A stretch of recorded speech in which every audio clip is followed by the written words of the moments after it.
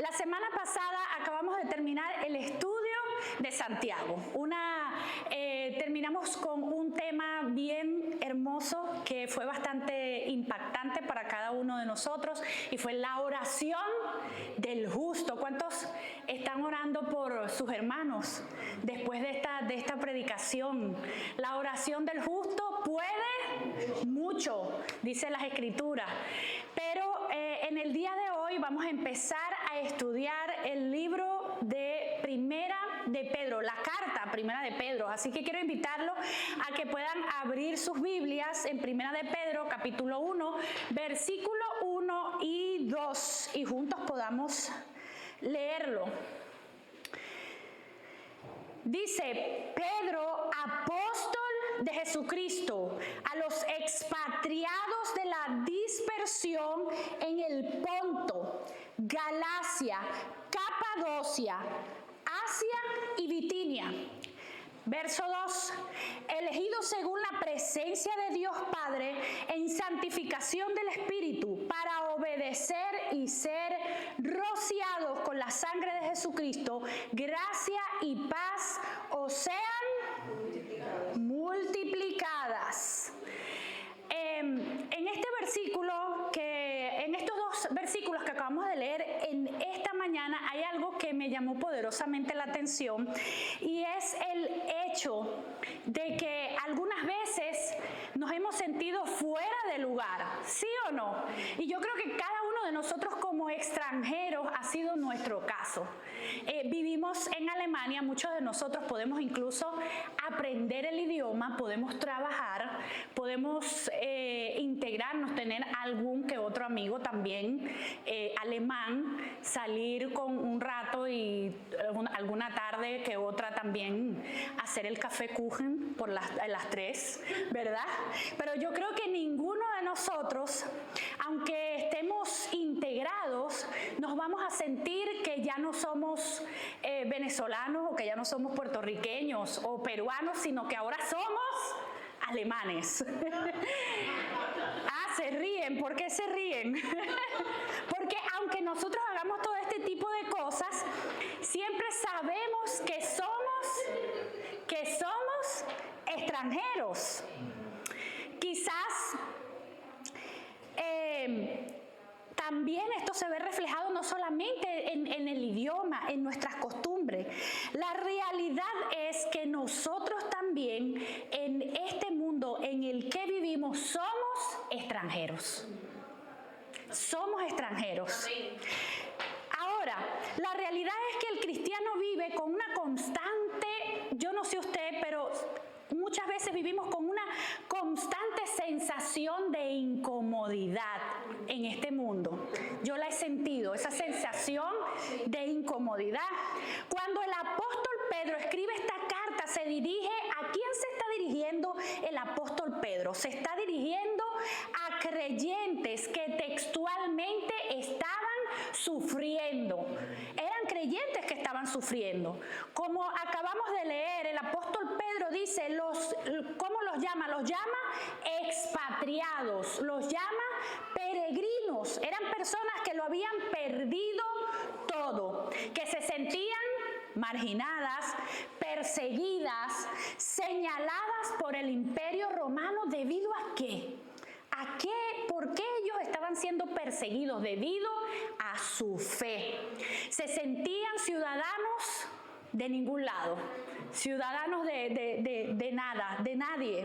En medio de esas crisis de identidad y de ese dolor, Pedro les escribe una carta que no es una carta que les da consejos o de autoayuda humana. Él hace algo mucho más profundo. Los ancla a su verdadera identidad espiritual. Yo me gozaba en esta mañana cuando escuchaba esa canción, la de Yo soy quien dices que yo soy, escogido, perdonado.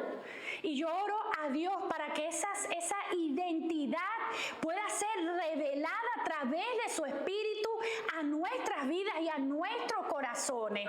Que podamos saber quiénes realmente somos en Cristo. Amén. Y eso eso es lo que hace Pedro en esta carta. Ancla su identidad a una verdad espiritual. Les recuerda que su situación terrenal es temporal. Hermano, tu situación, mi situación terrenal es temporal. Amén. Pero nuestra posición celestial es eterna. Amén.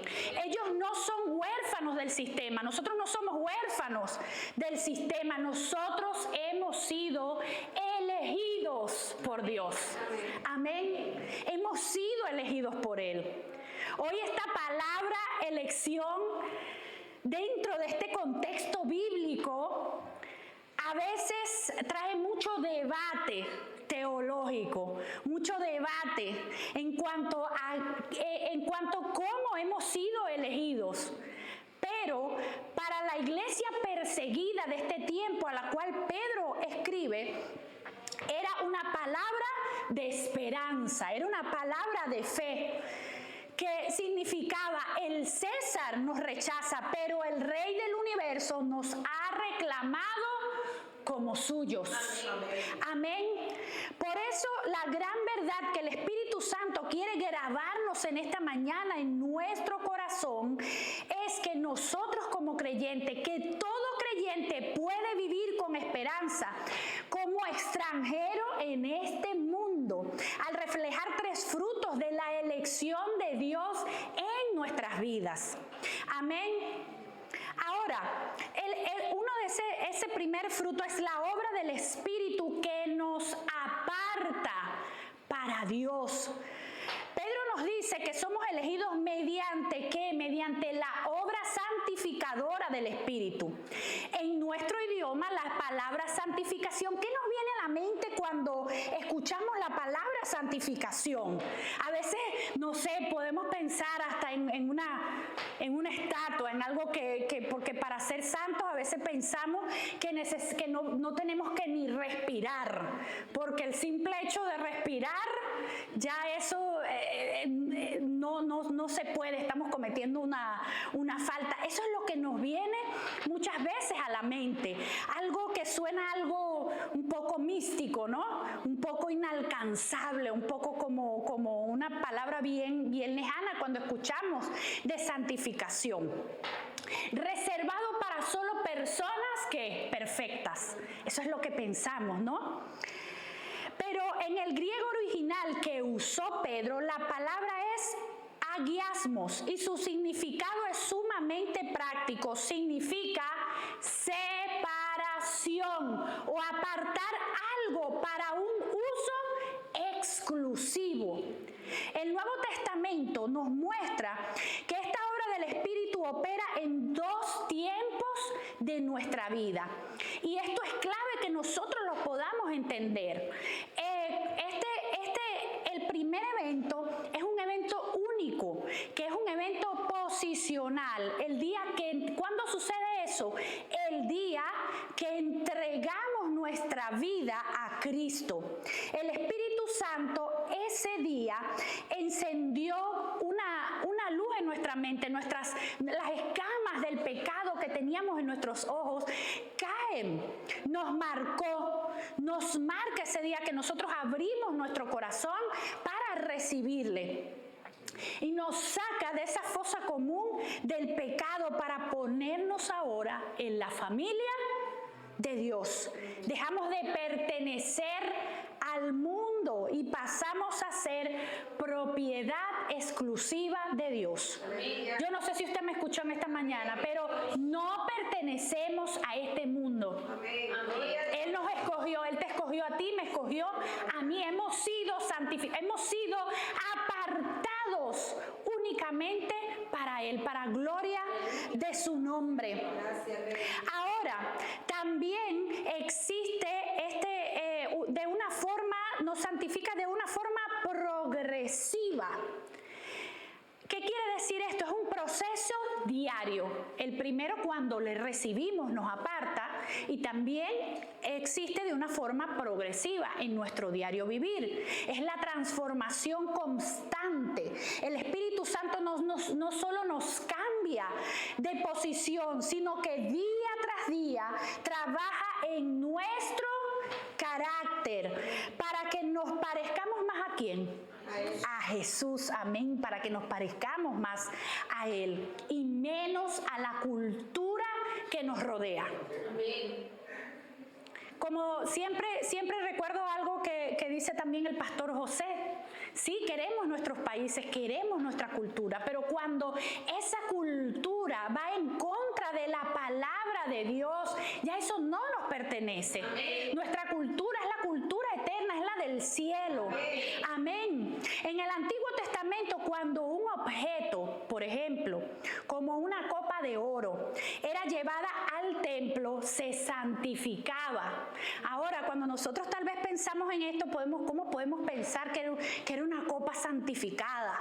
Tal vez pensábamos que la copa mágicamente de pronto empezaba como a brillar, ¿no? Como a irradiar luz, esta copa santificada, o cambiaba sus átomos, y esta copa que era santificada, cuando la veían te escandilaba los ojos, pero realmente no es eso. Era que su propósito cambiaba. Por eso esa copa era santificada, ya su propósito cambiaba. Ya no se usaba para fiestas comunes, para cualquier fiesta. Ahora le pertenecía solo a Dios. Eso es lo que el Espíritu hizo con nosotros. Eso es lo que el Espíritu Santo hizo con nuestras vidas. Nos apartó para Él.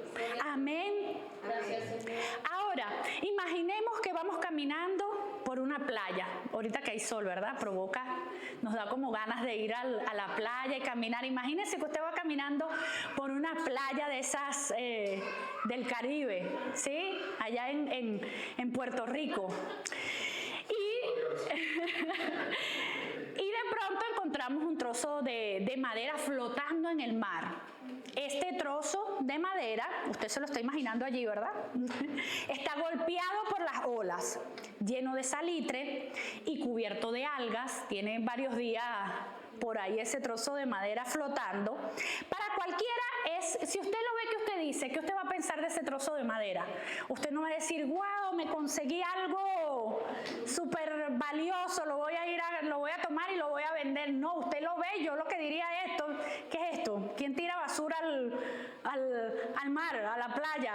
¿Qué les pasa a la gente? ¿No? Eso era lo que de pronto podemos imaginar cuando vemos este trozo de madera en la playa, que eso es simplemente basura. Pero imaginemos que esa persona que está caminando no es usted ni soy yo, sino que es un ebanista. ¿Qué pasaría si ese ebanista es una persona que sabe trabajar con madera, es experto en madera, y ese experto pasa por ahí, ve el trozo de madera, lo recoge y ¿qué pasa? Se lo lleva a su taller. En ese instante la realidad de ese trozo de madera cambia por completo. Sigue oliendo a mar, y sigue un poco húmedo, pero ya no está a la deriva. Ese maestro ebanista lo aparta y lo trabaja en su taller. Empieza a lijarlo, a quitarle esa corteza podrida y a tallarlo y a barnizarlo, le da una capa de barniz, hasta convertirlo en una hermosa obra de arte, en algo totalmente nuevo. Eso es exactamente lo que el Espíritu Santo hizo y sigue haciendo con nosotros. El mundo nos tenía golpeados, nos tenía maltratados, ¿verdad? A la deriva, llenos de un salitre espiritual, por los golpes del pecado. Pero el gran maestro nos recogió, nos apartó para su taller. En ese momento, una santificación posicional. Y ahora nos está lijando y dando forma cada día con una santificación progresiva.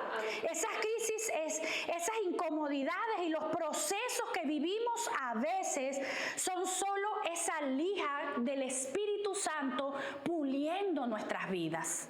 Amén. Yo quiero que vayamos juntos a 1 Corintios capítulo 6, versículo 11. Primera de Corintios, capítulo 6, versículo 11.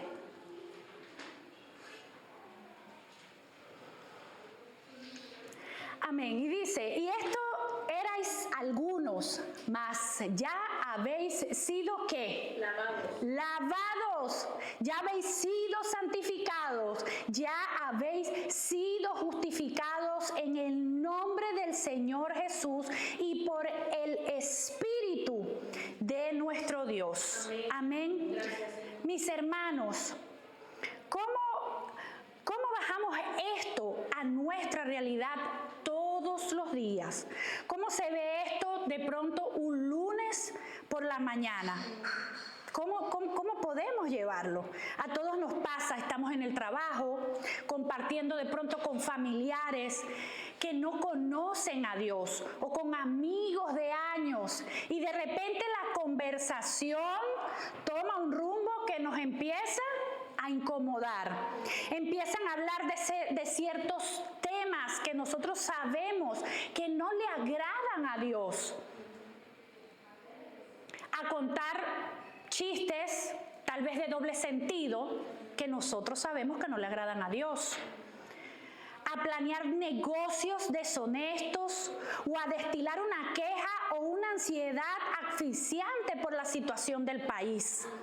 Yo en algún momento dejé de ver noticias, porque esas noticias me traían más que otra cosa, era ansiedad.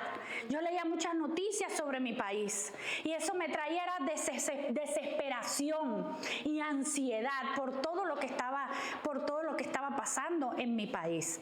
Y esas situaciones pasan en nuestras vidas y en ese momento sentimos un ruido por dentro, como una desconexión. Nos damos cuenta de que ya no encajamos allí. Nos da pena o simplemente quisiéramos desaparecer de ese lugar. No queremos estar presentes en ese lugar. A veces nos desanimamos y pensamos tal vez que ¿qué pasa? Tal vez me estoy quedando solo. Me estoy quedando sin amigos, sin familia, o tal vez no, ¿qué pasa? Que no logro de pronto entrar en una conversación con algunos compañeros de trabajo. O tal vez sentimos que la gente también se está alejando de nosotros.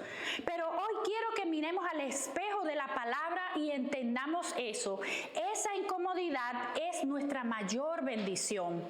Es la prueba de que estamos vivos espiritualmente. Es el Espíritu Santo susurrando a nuestro corazón: tú ya no perteneces a esta corriente. Tú ya no perteneces a este mundo. Yo te aparté para algo eterno. No nos sintamos raros, hermanos, por no encajar en un mundo que está corrompido por el pecado, por un mundo que está roto. Esta semana tratemos de identificar, vamos a enfrentar decisiones difíciles. El sistema del mundo nos va a empujar a reaccionar con la misma ira que los demás, a usar la mentira para salir de un problema rápido. A veces pensamos esto y decimos, pero la mentira sabemos y sentimos, es el Espíritu Santo redarguyendo nuestras vidas, redarguyendo nuestro corazón. Y va a existir de pronto esa tentación o a llenarnos del mismo temor por el futuro. Cuando sintamos esa presión, hermanos, hagamos una pausa. No reaccionemos con nuestras propias fuerzas. Detengámonos, respiremos profundo y digámosles al Señor, hagamos una oración en nuestra mente. Espíritu Santo, gracias porque me escogiste y me apartaste para ti. Ya no soy esclavo, yo no soy esclavo de este lugar, de esta atmósfera.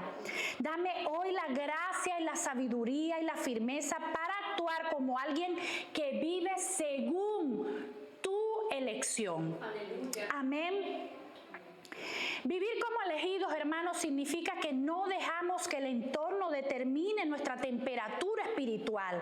Nosotros manifestamos la temperatura del reino. Nosotros damos ese fruto de la temperatura del reino, del Dios donde quiera que nosotros estemos. No caminamos solo en el exilio mis hermanos, el Consolador está con nosotros, capacitándonos paso a paso. Amén.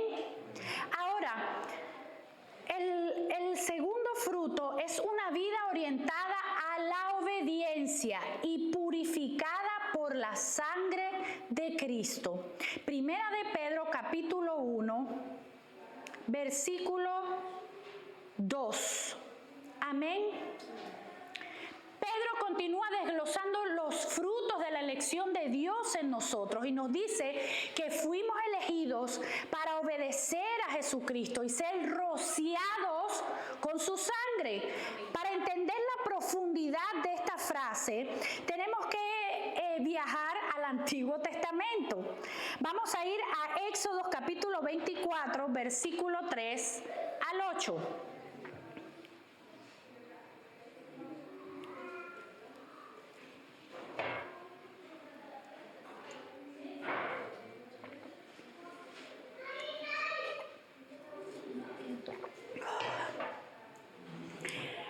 Éxodo 24,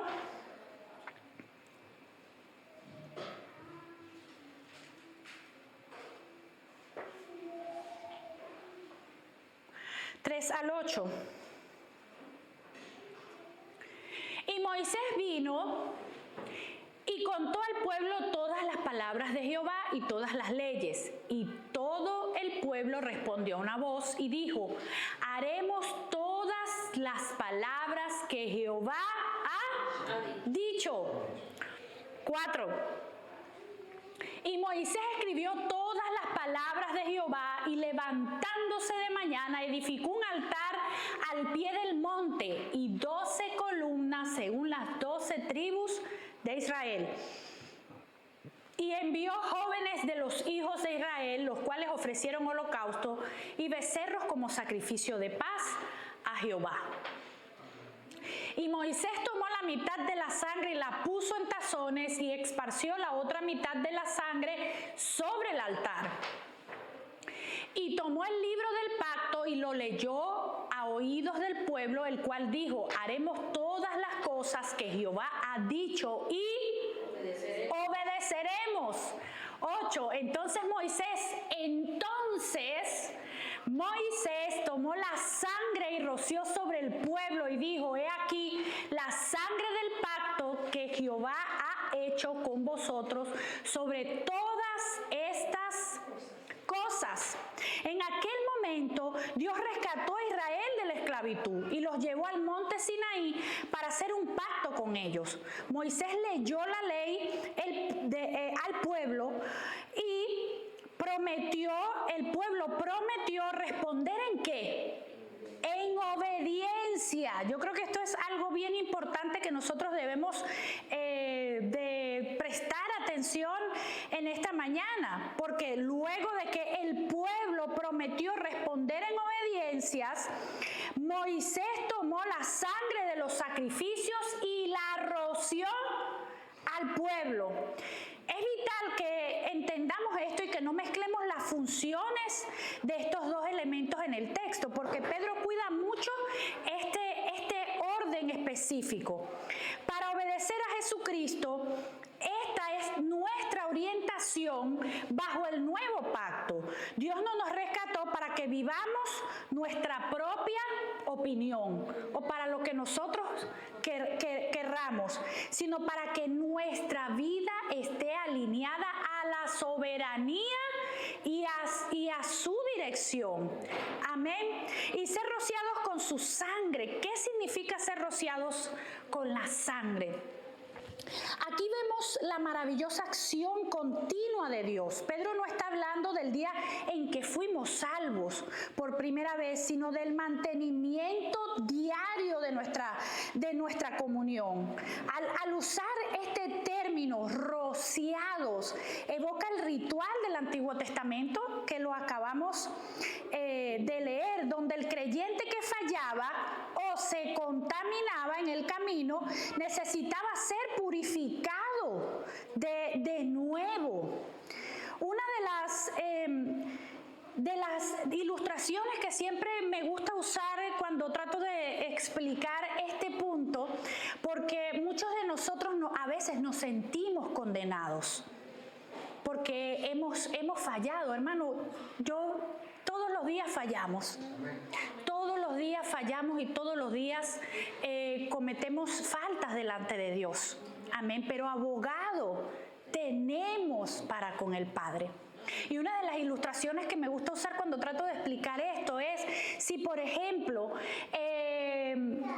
Diego va un día a jugar fútbol, y ese día Diego jugó fútbol y se pone de acuerdo con los hermanos de la iglesia, con los varones, y dice, vamos a jugar fútbol, y ese día van, se divierten, meten muchos goles. ¿Eso lo hace futbolista? ¿Eso hace futbolista a Diego y a los hermanos de la iglesia? ¿Los hace futbolistas? No, no los hace futbolistas. Ellos practicaron en ese momento, hicieron la actividad del fútbol en ese momento, pero eso no los hace automáticamente futbolistas. Porque hay muchas veces mala interpretación en este punto y las personas piensan que tal vez se le está dando permiso para pecar. No es esto, cometemos errores porque somos seres humanos, pero no somos pecadores. Son dos cosas muy distintas.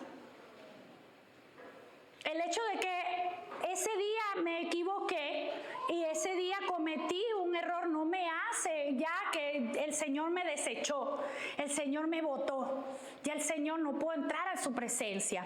Y esto es algo que nosotros debemos entender en esta mañana, que debemos colocar en nuestro corazón la disposición de ser obedientes y de servir al Señor con nuestra mente, con nuestro ser, con nuestro cuerpo, con todo lo que significa nuestra vida. Y en esos momentos de falla, en esos momentos donde cometemos pecado, el Señor nos limpia con su sangre. Amén. Y muchas veces esto el enemigo lo utiliza para traer condenación a nuestras vidas.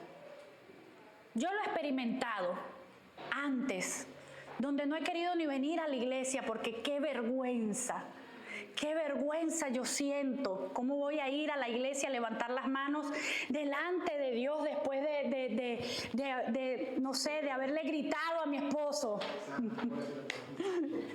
Pobre Anthony, ¿verdad? Después de haberle gritado a mi esposo. La Biblia dice que el que confiesa su pecado y se aparta, alcanza misericordia. Amén. Ahora, Dios sabe que nuestro caminar como extranjeros, hermanos, ¿usted cree que Dios no sabe eso? Nos vamos a tropezar. Pero no debemos dejar que ese espíritu de condenación venga a nuestras vidas. No queremos venir a la iglesia porque nos da vergüenza. ¿Cómo me voy a presentar delante de Dios de esta manera? Y son cosas que el enemigo al mismo tiempo utiliza para apartarnos también de su presencia, porque tenemos vergüenza aún para orar y para adorar al Señor. Pensemos, por ejemplo, en un niño que está aprendiendo a caminar. Ahorita tenemos muchos bebecitos aquí en la iglesia. Gloria a Dios por eso. Nos estamos multiplicando. Tenemos bebecitos.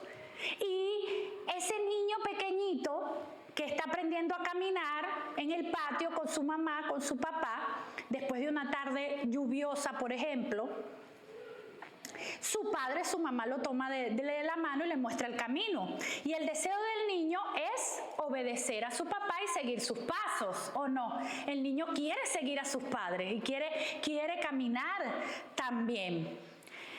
Pero el niño es pequeño, el suelo está resbaladizo y de repente el niño, ¿qué pasa con el niño? Se cae, ¿verdad?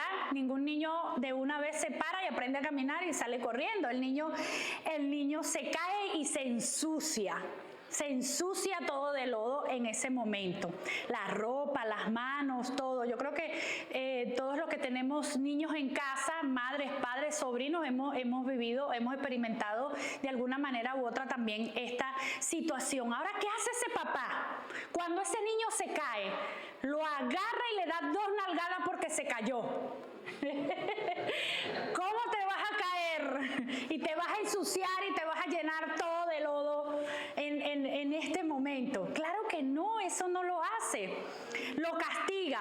No le pega, pero lo castiga. Lo expulsa de la familia y lo deja tirado ahí en el barro. ¿Verdad que no? Eso no lo hace. El padre, ¿qué hace el padre?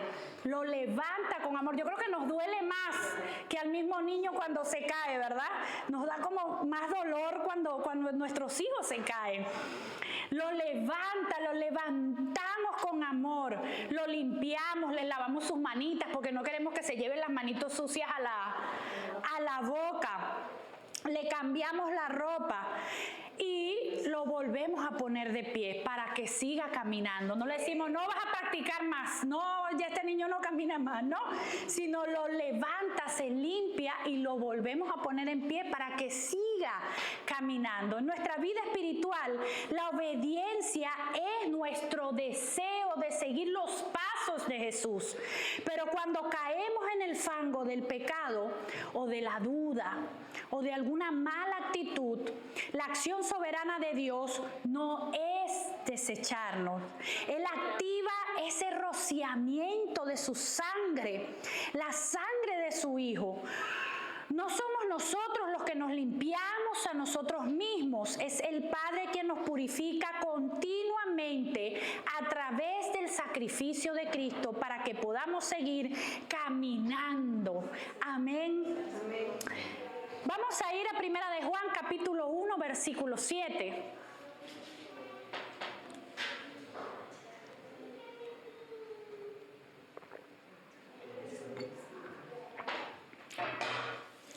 Juan 1:7 dice, pero si andamos en luz como Él está en luz, tenemos comunión unos con otros. ¿Y qué? Y la sangre de Jesucristo, su Hijo, nos limpia de todo pecado. El verbo limpia en el original, donde fue escrito, indica una acción continua. Es una acción continua, no es solo de una vez, es una acción que siempre está en movimiento, nos limpia y nos sigue limpiando. Vayamos a Hebreos capítulo 9, versículo 14. Hebreos 9, 14. Dice, cuanto más la sangre de Cristo, el cual mediante el Espíritu Eterno se ofreció a sí mismo sin mancha a Dios, limpiará vuestras conciencias de obras muertas para que sirváis al Dios vivo. Mis hermanos, llevemos esto a nuestro corazón. Si somos honestos, muchas veces cargamos con esa culpa en nuestras vidas, en nuestro corazón. Venimos al culto, como decíamos hace un momento, cantamos al Señor, pero por dentro arrastramos muchas veces ese peso del error de la semana pasada. Y vienen muchos pensamientos que ya Dios no nos ama o que no nos quiere o que hemos sido desechadas.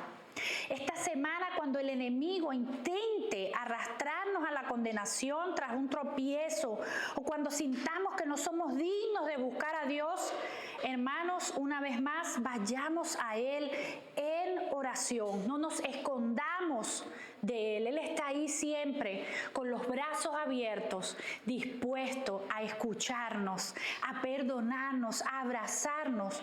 No nos sigamos escondiendo más de Él. Al contrario, acerquémonos confiadamente ante su trono de la gracia y digámosle, Señor, he fallado en mi deseo de obedecerte, pero hoy no vengo apoyado en mis propios méritos, sino en tu promesa. Hermano, no depende de nosotros, no está, es Él, es por su gracia. Lo hemos recibido por Él, por su gracia. Gracias porque la sangre de tu Hijo Jesucristo me limpia en este mismo instante. Recibo, Señor, tu purificación y me levanto de nuevo en tu gracia. Amén. Y el tercer fruto que vamos a hablar en esta mañana es la bendición continua de gracia y paz en la vida del creyente. Hermano, pensemos en esto. Pedro viene de decirnos que somos apartados por el Espíritu Santo y que somos purificados continuamente por la sangre de Jesús cuando tropezamos en el camino. Pero Dios no nos deja simplemente así, no nos deja simplemente en cero o limpios simplemente de culpa. Como Él sabe que somos extranjeros en este mundo que a veces nos agota, nos cansa y nos presiona, Pedro cierra este versículo dejándonos un regalo maravilloso. Él nos dice que abunde en ustedes la gracia y la paz. En otras traducciones que podemos encontrar dice que sean multiplicadas. Aquí quiero que nos quitemos ese peso de encima. Muchas veces pensamos que la gracia y la paz son una tarea nuestra. Nos pasa un problema y nos estresamos intentando fabricar calma. Nos estresamos en ese momento, nosotros mismos queremos fabricar esa calma, repitiéndonos: tengo que estar en paz, quédate tranquilo, cálmate. ¿Por qué se ríen? Porque yo creo que muchas veces hacemos eso, ¿verdad? Quédate tranquilo, cálmate. Nosotros mismos tratamos de fabricar esa paz. Tengo que tener fe, decimos también, ¿verdad? Cálmate, Débora, tengo que tener fe. Y nos damos palmaditas también aquí nosotros mismos nos damos palmaditas en las espaldas.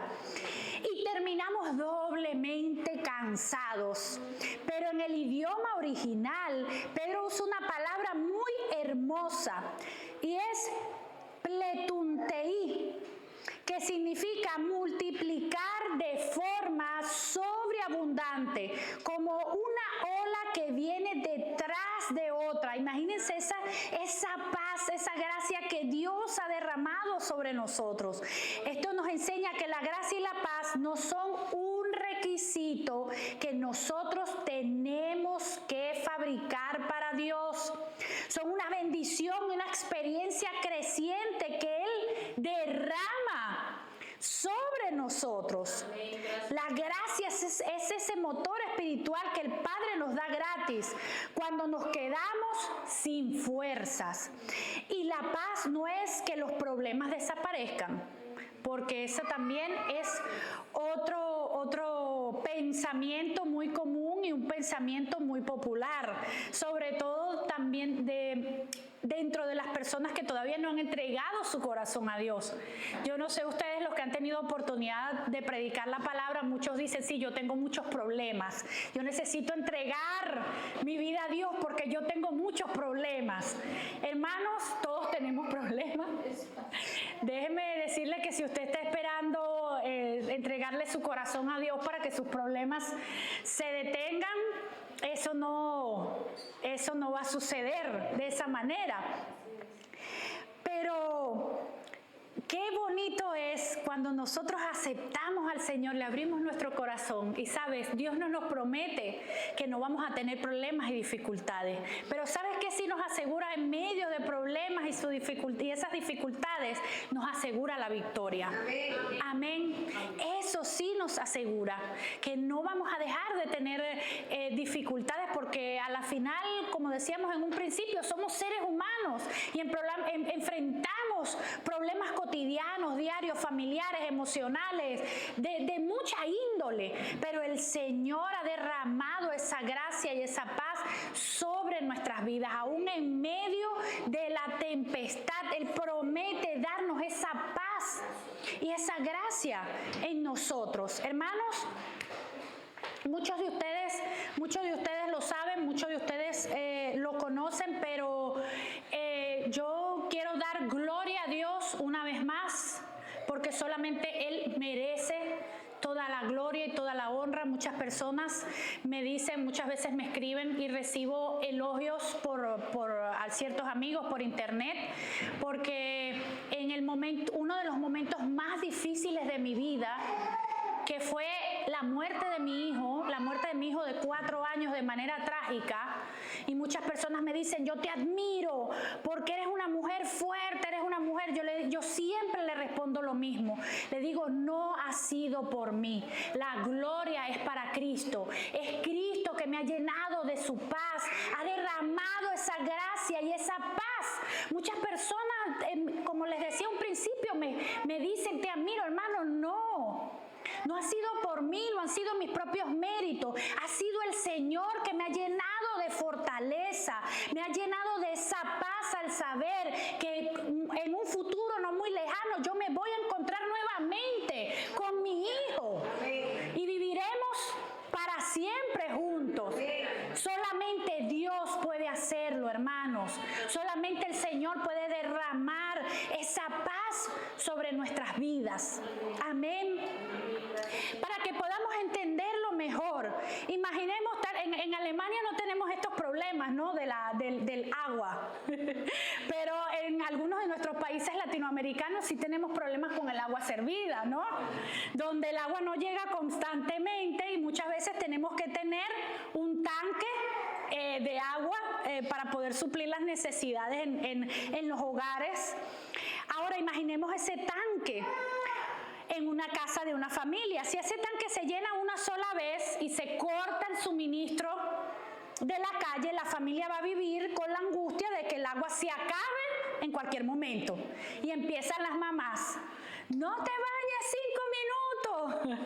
Eso es mucho tiempo. Siempre está esa angustia constante de que el agua se va a acabar y que luego no vamos a tener esa agua para suplir nuestras necesidades.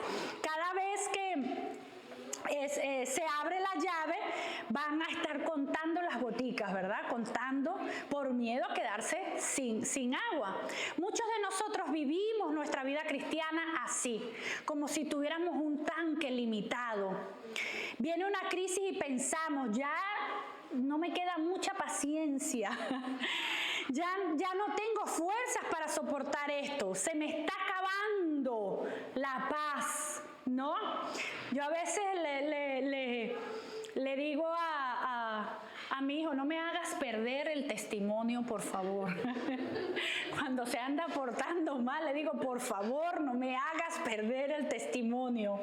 O muchas veces decimos, me estás acabando la paciencia, decimos, me estás acabando la paciencia. Y muchas veces como cristianos vivimos así, como que si esto nada más es un tanque que se acaba la paz, se acaba la paciencia, se acaba el testimonio, se acaban muchas cosas, pero la realidad de ser elegidos por Dios es que nuestra vida no está conectada a un tanque, está conectado directamente a un manantial inagotable que fluye desde las montañas. No importa cuánta fuerza gastemos, no importa si afuera hay sequía, la economía está tremenda, que esa es una de las quejas que más nos gusta, la queja de la economía o de la salud. El manantial del cielo sigue empujando agua con fuerza hacia nuestras vidas. El suministro no depende de nuestras capacidades, depende de la fidelidad de nuestro Padre. Amén. Vayamos rápidamente, ya estamos terminando, a Juan 1:16. Juan 1:16. Dice, porque de su plenitud tomamos todos y gracia sobre gracia. Es decir, un suministro que nunca se detiene, que nunca se agota. Filipenses 4:7. Filipenses 4:7 nos recuerda que es la acción de Dios la que nos cuida, porque de su plenitud tomamos todos. Y la paz de Dios que sobrepasa todo entendimiento, guardará ¿qué? Vuestros corazones y vuestros pensamientos en Cristo Jesús. Amados hermanos, seamos honestos. El cuidado de este mundo camina en una constante y comprensible ansiedad. No sé por qué, pero yo creo que cada vez, mientras más pasan los años, personas aún cada vez más jóvenes empiezan a sufrir de ansiedad, de temores. La gente está allá afuera y vive con un temor terrible al futuro. ¿Qué va a pasar? ¿Qué no va a pasar? ¿Cuál será el presidente? Y si el presidente que viene es peor. No sé qué tantas cosas, porque si nos ponemos a analizar, nos encontramos pensando unas cosas del futuro que nos llenan es de ansiedad. La economía, las enfermedades, que ya no es el COVID, ahora es el ébola. Dios mío, ¿qué vamos a hacer ahora? Y todo va a ser peor. Y si nos ponemos a observar, la gente del mundo piensa así.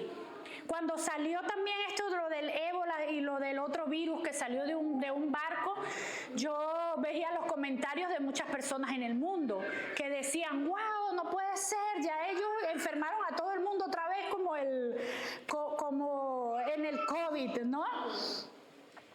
Y es normal porque ellos dependen de sus propias fuerzas o de sus cuentas bancarias. Ellos dependen de eso. Están limitados con sus propias reservas, con su propio tanque.